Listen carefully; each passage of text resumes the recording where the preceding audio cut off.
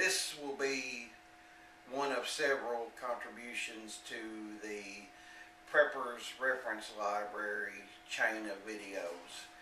This was started by LegendSexy and Yokowenis came up with the idea for different people to do response videos discussing some of their books that would be useful for preppers.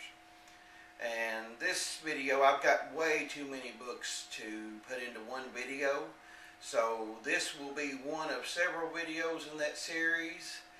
I'm going to be using this same introduction for all the videos because I'm just too lazy to make separate introductions for all of them.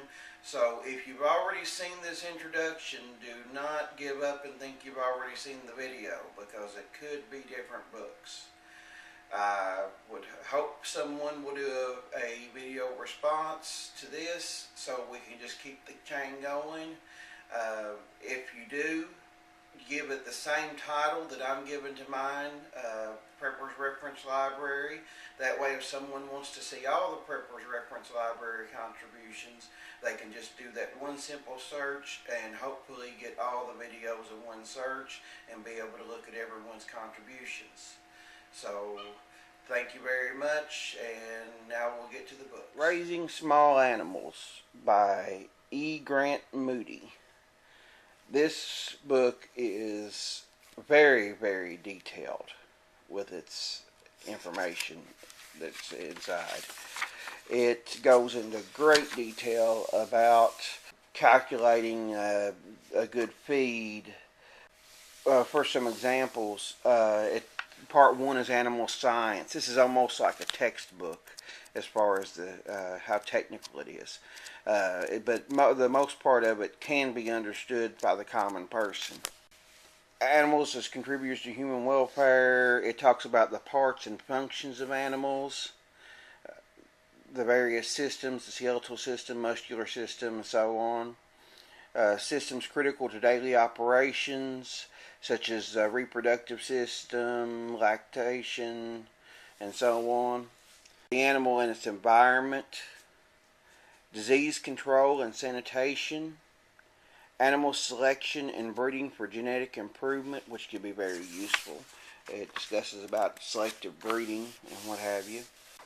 Animal production practices is part 2, and it has a chapter dealing with poultry, including chickens, turkeys, pigeons, ducks, geese, guinea fowl, and it covers breeding, feeding, management, health, and disease. Then it has a chicken-specific area that talks about buildings and equipment, selecting birds, hatching chicks, brooding and raising chicks to maturity, poultry for eggs and meat, flock health, feeding, nutrition.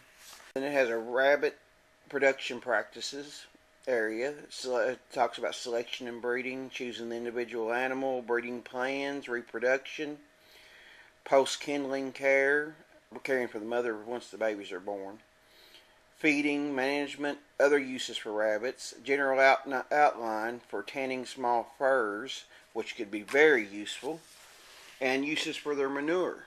Then it goes into some learning activities which discuss how to build a hutch, selection for breeding, how to mate them, determining pregnancy, kindling and litter care, nutrition and feedstuffs for rabbits, feeding rabbits, sanitation and hygiene, diseases of the rabbit, slaughter and preparation of meat, tanning the rabbit pelt, and growing worms. Not parasitic worms in the rabbit, but actually earthworms. Rabbit manure is very useful for that. Then we go into goat production practices, and it goes through some of the similar things: reproduction, breeding, selecting. It even goes into surgical procedures with the goats. And then it goes through the selection, talks about goat dairy products and using goat meat for food. Then there's a section on guinea pigs. And finally a section for pigs, and then there's a glossary and a metric conversion table and index in the back. Excellent, excellent book. I have had this book for probably 15 years, and I've went back to this book countless times to look up things. So like I say, some of the things are a bit technical, but for the parts that are not technical, there are plenty of those too. This is a very, very useful book. And the technical parts, actually, if you have a little bit of understanding of science and mathematics, you can pick up on it. It's not something that requires a veterinarian or an expert to gain some use from it. 2x4 projects for outdoor living. This book is a part of a series of books, but it basically teaches you to build furniture, storage bins, that sort of thing. It's got tells how to build chairs.